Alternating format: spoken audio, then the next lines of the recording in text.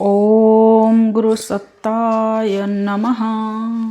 पंडित श्री राम शर्मा आचार्य वाङ्मय रामायण की प्रगतिशील प्रेरणाएं।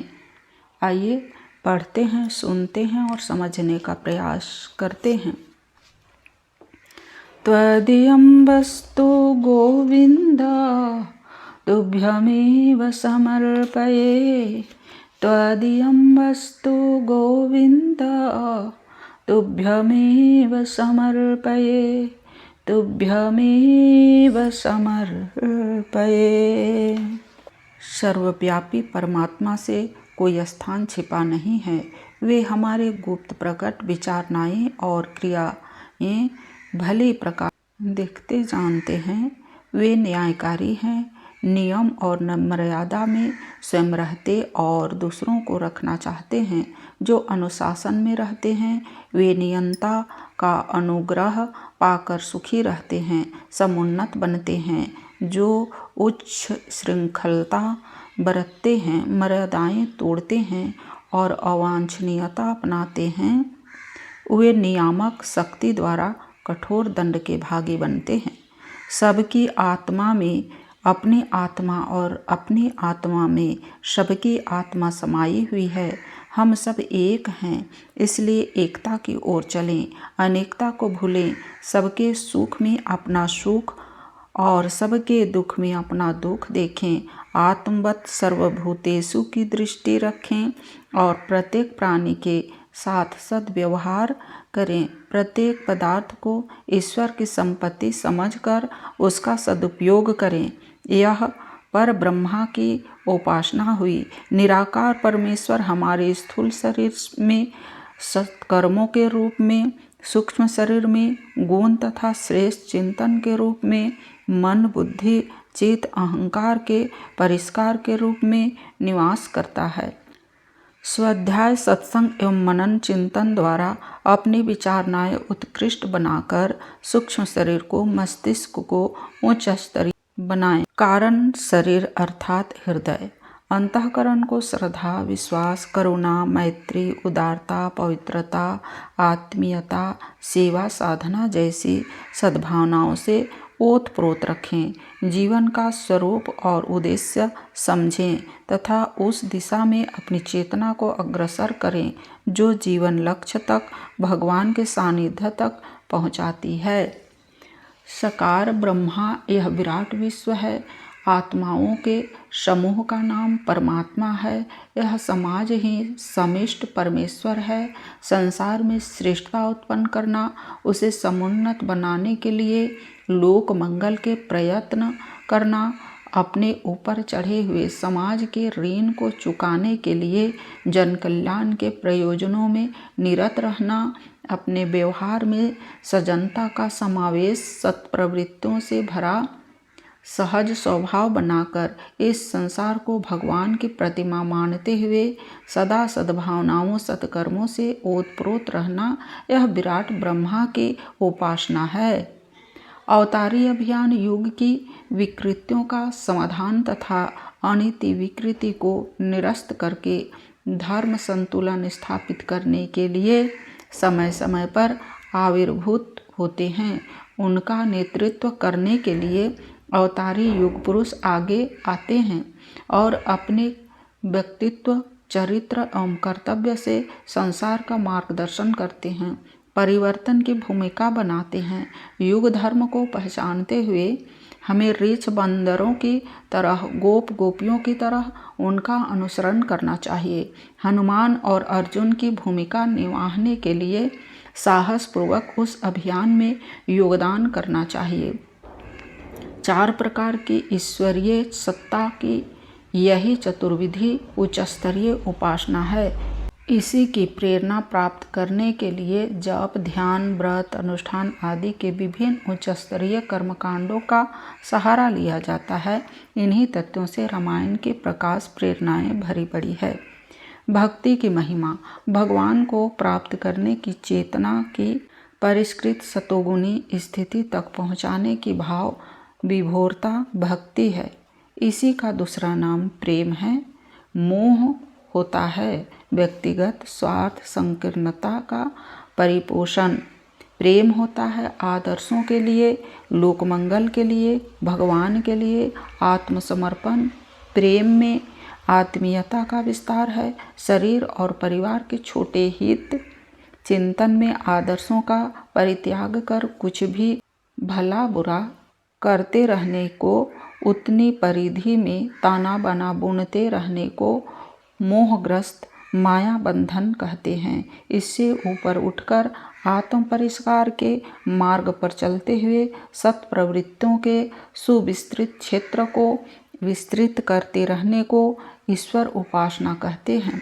इसी पथ को अपनाना श्रेय पथ अथवा भक्ति मार्ग कहलाता है। इस मार्ग पर चलने वाले साधक को मन को साधने के लिए मनोवैज्ञानिक उपचार भी करना पड़ता है। सर्वव्यापी सच्चित और आनंदमय अरूप अनाम अचिंत्य सत्ता को मनुष्य जैसी स्थिति में कल्पित करना पड़ता है। उसे शरीर मानने का उपक्रम करना पड़ता है।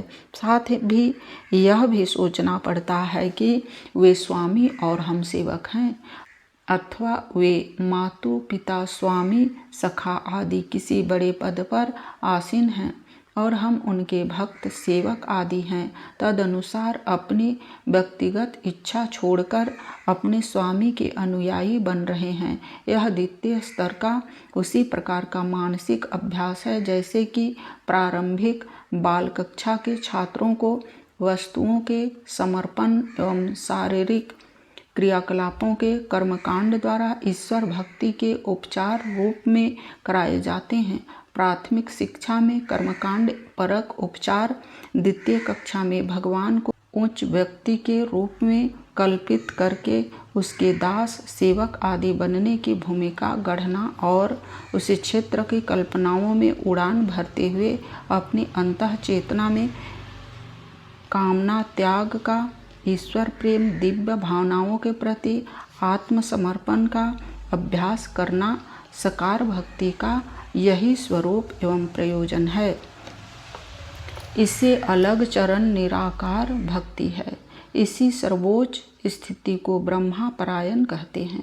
इस स्थिति में पहुंची हुई चेतना अपनी व्यक्तिवादी भोगवादी समस्त संकीर्णताओं का परित्याग करके समिष्टवादी सेवाभावी आदर्शवादी दिव्य प्रवाह में बहना आरंभ कर देती है। उससे प्रभावित चिंतन एवं कृत्व व्यष्टि और समिष्ट को उत्कृष्ट बनाने में ही सर्वतोभावेन समर्पित हो जाता है। इस स्थिति की मनः स्थिति को ईश्वर परायणता और भक्ति के नाम से पुकारा गया है।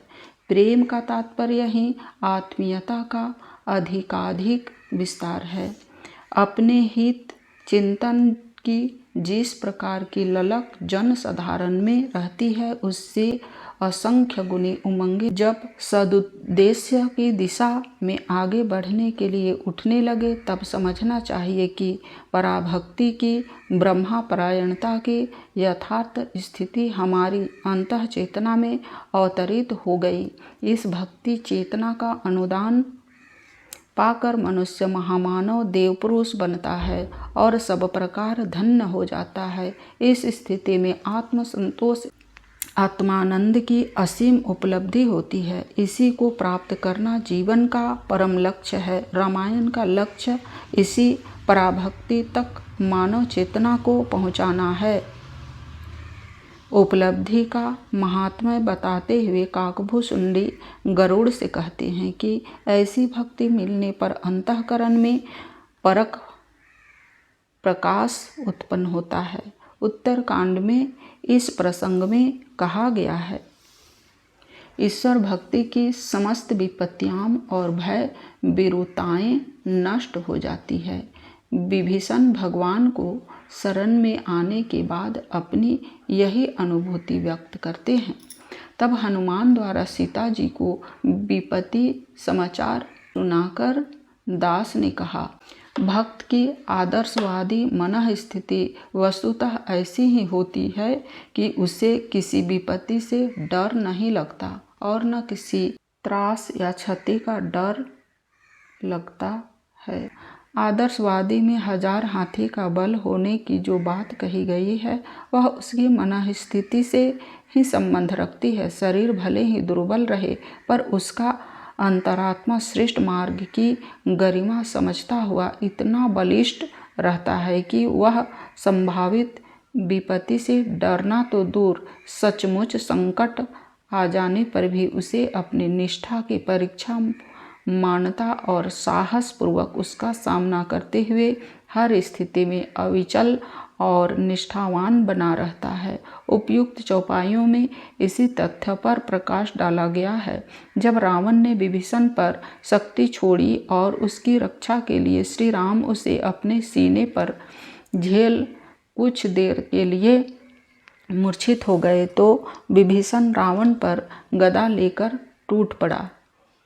उस प्रसंग में भक्ति की महिमा बतलाते हुए शंकर जी पार्वती जी से कहते हैं, हे उमा, जो विभीषण रावण के सामने देख भी नहीं सकता था वही राम का बल पाकर अब काल बनकर दुर्दांत युद्ध कर रहा है। अर्थात मनुष्य की निजी शक्ति तुच्छ होती है, उसमें जब भगवान का उद्देश्य और बल मिल जाता है तब समर्थता का ठिकाना नहीं रहता। उसी प्रकार जब हनुमान जी लंका में निडर होकर अपना कार्य प्रारंभ कर देते हैं तब भी शिव जी कहते हैं, स्वयं हनुमान जी भी इस मर्म को समझते हैं और समुद्र लांघना, लंकादाह आदि कार्यों के लिए प्रभु उनकी प्रशंसा करते हैं तो वे कहते हैं, भक्ति को आत्मकल्याण का सर्वश्रेष्ठ साधन बताते हुए रामायण में उसकी प्राप्ति के लिए सद्भावनाओं और सत्कर्मों की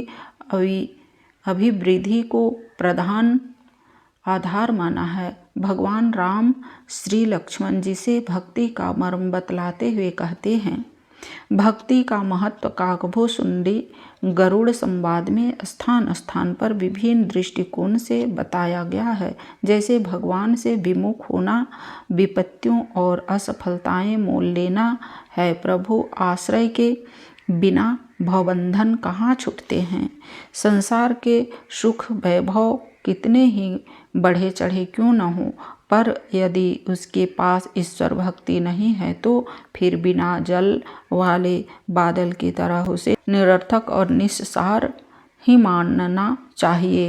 राम शब्दों में कहते हैं, जाति पाति कुल धर्म बड़ाई, धन बल परिजन कुल चतुराई, भक्तिहीन नर सोई है कैसा, बिनु जल बारिद देखिया जैसा। इसके विपरीत भक्तिवान पुरुष की स्थिति बतलाते हुए काकभूषुंडी गरुड़ से कहते हैं, राम भक्ति मनि उर बस जाके, दुख लौलेस न सपने हूँ ताके। भक्ति के प्रभाव से संसारिक कष्टों से मुक्ति तो मिल ही जाती है। भगवान का सच्चा भक्त भगवान के समान ही हो जाता है। इस प्रसंग में वाल्मीकि जी भगवान से अपना मत प्रकट करते हैं, जानत तुम ही होई जाई। भक्ति के प्रभाव का और भी अधिक गंभीरता से अनुभव किया श्री काकभूषुंडी जी ने। वे गरुड़ जी से कहते हैं, मोरे मन प्रभु बस विश्वासा, राम ते अधिक राम कर दासा। और स्वयं भगवान भी अपने भक्तों को इसी स्तर का सम्मान देते हैं। वे संसारिक दृष्टि से दीनहीन ही समझे जाते हों। प्रसंग है, भगवान सबरी के घर स्वयं जाते हैं और उससे अपनी क्षुधा तृप्ति करने के साधन पाकर प्रसन्न होते हैं और सराहना करते हैं। कंद मूल फल सूरसयति दिए, राम कहम आने, प्रेम सहित प्रभु खायहूँ बारंबार बखानी। वंदना प्रकरण में भगवान के इस स्वभाव का वर्णन करते हुए मानसकार ने कहा है कि श्री राम पेड़ के नीचे बैठे हैं और वानर वृक्ष की डालों पर, अर्थात भगवान ने अपने को नीचा रखा और भक्तों को अपने से ऊंचे स्थान पर विराजमान किया। प्रभु तरुतर कपि डार पर ते किए आपो समान, तुलसी कबहु न राम ते साहब सील निधान। ओम शांति।